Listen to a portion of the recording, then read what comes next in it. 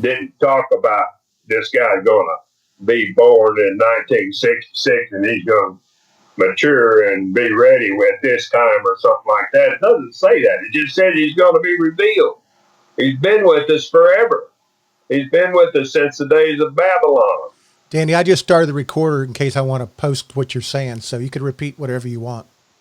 Well, we can start. I'm doing audio.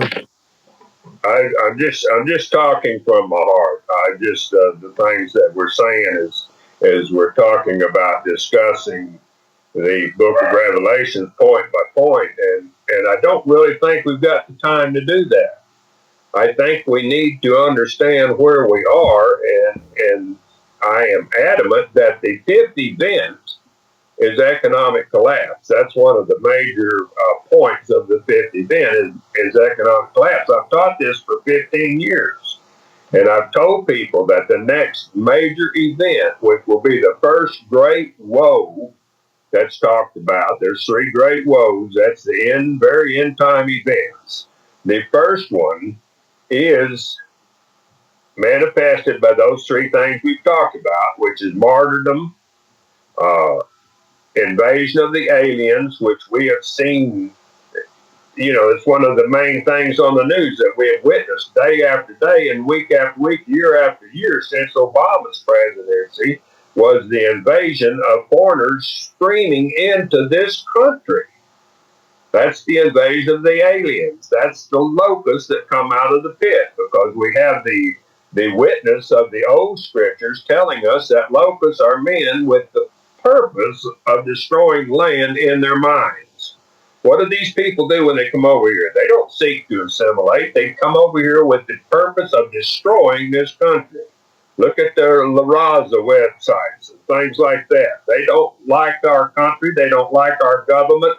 They have been brainwashed by the communists, just like a lot of the darker races in this country. And I don't mean to sound racist, because you know how I believe. I believe that some of these people are born again Christians, but they've been brainwashed by communists to think the white man is evil, and the white man is the devil that has caused their discomfort all through the ages and all through the years. Well, that's the second point of the fifth event, which is the first woe. The third one is economic collapse.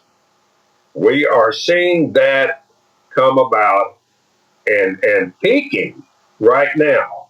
And right now, when it seems like things are going to go back to normal, these same people that have perpetuated the impeachment hoax and who have undoubtedly, the same people, even though they're out of office now, have coordinated with our enemies to do this coronavirus deal, to bring about the economic collapse. They've got us rocking back on our heels, and they're going to hit us with the next event, which is war.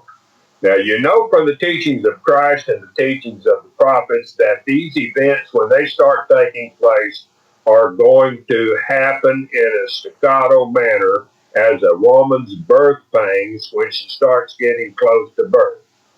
The birth in the scriptures is likened to the return of Christ.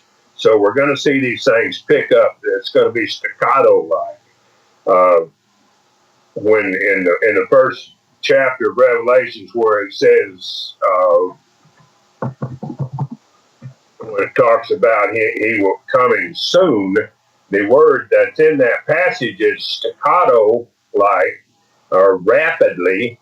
When he does come, it doesn't mean he was going to come right then when the writer was writing this, but it meant when these things you start seeing these things, it's here.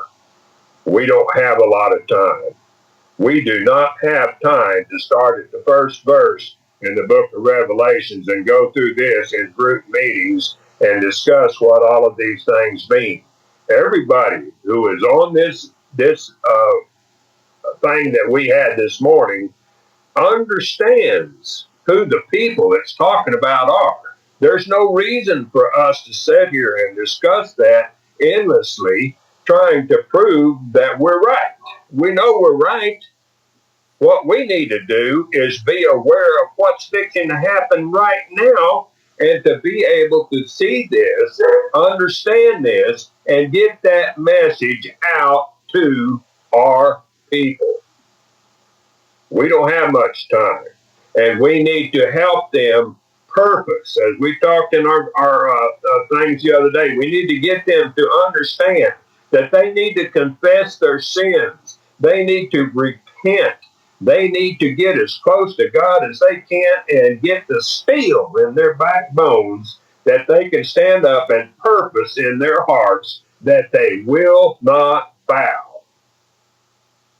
It's so important. That's where we need to be talking. That's where we need to be at in this thing. Because I am totally convinced that our minutes are short.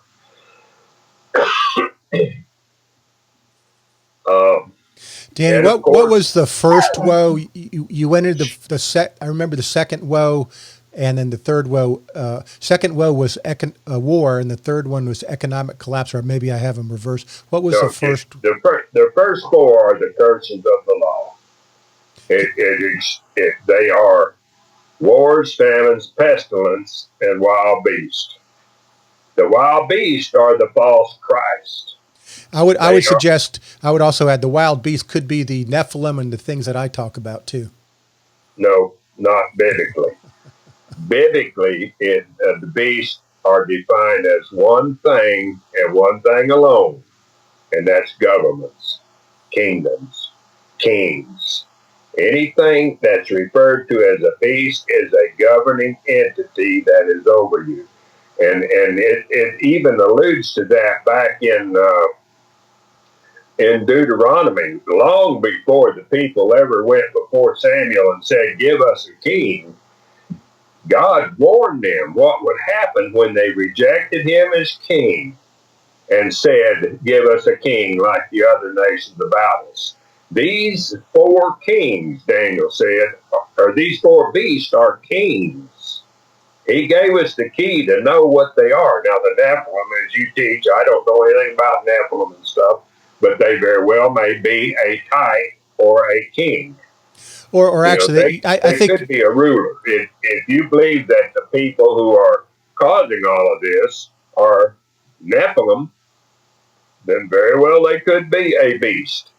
Yeah, but I understand what you're saying. I think you are more biblically correct in this four woes or four the way you laid it out. That makes sense to me. I think I do agree that the hybrid humans that we call Nephilim are in fact leadership in most nations, if not all, and are the children of the devil literally. And in a sense, it's another one of those issues where the word beast can mean two things. You're applying it accurately to Bible prophecy. I'm applying beast to defiling the tree of life code of God's creation, the Adamic race. When you defile that DNA code, you create, quote, a beast. That's how I'm talking to it. And they are the leadership that run the beast nations that you're talking about. Okay. So well, run, folks. The point I was trying to make is these first four events, and I sent you a copy of a thing called the horses in history, and you know these in the 6th chapter of Revelations, these first four woes, or not woes, but first four events are wars, famines, pestilence, and wild beasts. They are mentioned in the scriptures, and on my document that I sent you, I call them horses in history, and I gave you many, many references where they were referred to over and over and over again in the history of our people. So they're historical. They write over Israel for the entire period of time that they have rejected Christ as their king, and that started with Adam in the garden. That's the 7-year period, or the 7 times cycle, and it continues. The Exodus would be halfway through. That's when the woman fled into the wilderness and was said she stayed there for 1,260 days, that's 3.5 years or time cycles. And from the Exodus to 2027 is 3.5 time cycles. And you can tie this all together if you use the law which defines the horses. You read what Ezekiel and Jeremiah said, and Ezekiel says it plain out. He says, wars, famines, pestilence, and wild beasts, and called them God's sore judgments over his people. And then Jesus Christ talks about them. He begins his discourse or his dialogue in chapter 24 of Matthew and gives them in the exact same order that they're given in the Revelation 6, with the exception he begins with the beast and ends with the other ones. He says, let no man deceive you, for many shall come in my name, saying, I am Christ. These are the false Christ. They are the beast. They are anointed, but they're false anointed. And there shall be wars, famines, and pestilence, and earthquakes in divers places. So he begins with the same scenario that John, his beloved disciple, began in Revelation 6. So these things go all through time. And then when you get to the three great woes, those are end time events. And they happen, they becoming the birth pangs, the staccato events that happen leading right up until the return of Christ. The seventh event's not a woe for me, it's a woe for Pucci and Gates and people that don't believe in Jesus Christ. It's going to be the biggest woe they've ever experienced. And, you know, I feel for them because they aren't going to like it. Yeah, I think though many of, if not all, they were born for their evil nature, and I don't think they had a choice, or if maybe they had a choice, but they made that choice, and now they're already judged. And they're you got to have evil in the game to allow us to have free will to choose between the two. But in any case, Danny, let's go ahead and pick this up on a next show. We can do a show sooner than Friday next. I don't know if you're available Saturday around noonish. I could probably do one then, but if you want to talk about this stuff in more detail and get the video going, I think it's important. Like you say, time is so short. Well, I definitely believe it's important. Saturday is the 25th. Will be 1 week from May the 2nd. Don't know. I don't know. I may be just being silly about that May 2nd day, but I'm the one that had the dream. It was pretty real to me. Yeah, and that dream didn't get recorded on this little audio I'm doing. So let's do that on Saturday if you're available at. It'd be 11 a.m. your time, but 12 my time. Okay, we can do that. And we'll go into all this in detail and do it real professional. Okay. All right, Danny. Thank you so much. I appreciate. We'll have to be careful about. Well, we'll have to be careful how we word things, but I think it's important to get that message out. But anyway, we'll do that. Yeah, indeed. Good talking to you now, and I'll let you go for enjoy the rest of your afternoon. All right. Thank you. You too. God bless.